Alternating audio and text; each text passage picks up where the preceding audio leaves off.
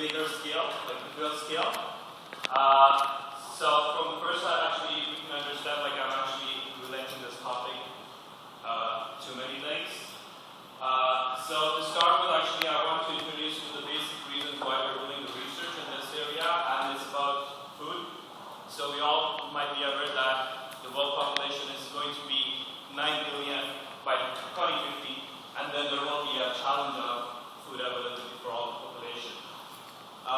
One of the many methods to solve this issue is you can actually increase the usage of fertilizers and chemicals to increase the yield.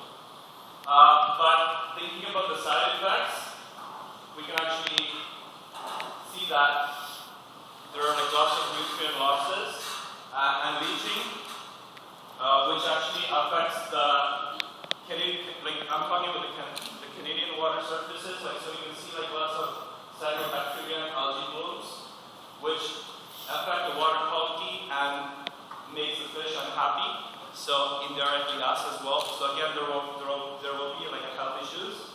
And then we also there are speculations about the phosphorus reaching its peak production by 2030. So there is really a need, we need to know how much to apply to balance the situations. And that's where we work in the area of precision farming. Where, in this slide, I would like to show you the basics of precision farming. So for a given soil crop system, we actually try to collect information on the optimum water quality, sunlight, air, nutrients, like nitrogen and phosphorus, pH, and then we also want to know the temperature and the height, the crop type that we're trying to grow. And then we actually then compare with the guidelines, and then we actually make a decision for how much nutrients we should apply to the given crop system. Now this is just not a point system, but it's actually in the field. So we will collect many field points which are geo-referenced. So you can also look into this as a process control by a field scale. Now how we collect information? To collect information, we go in the field. We take a handheld GPS device, and then we actually take a course of soils, we bring them to the lab, and then we start analyzing them. We do a lot of chemical, physical tests. Now, we know that it's really laborious and time-consuming. Normally, we actually have only one sample to represent 1 acre of field, so the representation is definitely very poor. And if you want to collect more samples, then it can be expensive. So how about an expensive solution? Imagine we have a dipping sensor where we can actually dip in the soil, and then we can actually record the soil information. So that's how I'm working on it.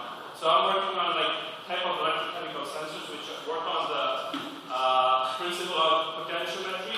So we actually have band-specific electrodes, a combination of electrodes, and we actually connect them to a reference electrode, and then we can connect a voltmeter, which indicates the concentration of those specific ions that we're trying to measure. We actually use 2 electrodes which are commercial, the reference electrode and the nitrate electrode. And for the pH and for the cobalt, for the phosphate, we actually use antimony and cobalt. This is actually mentioned in literature. Few work has already been on it. I just try to redo and investigate more on it.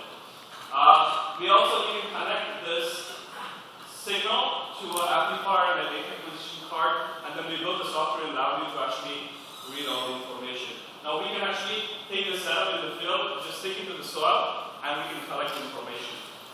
So I'd like to discuss you some of the results. So I'll start with the nitrate. Now when we actually talk about the nitrates in soils, we actually talk about this nitrate ion.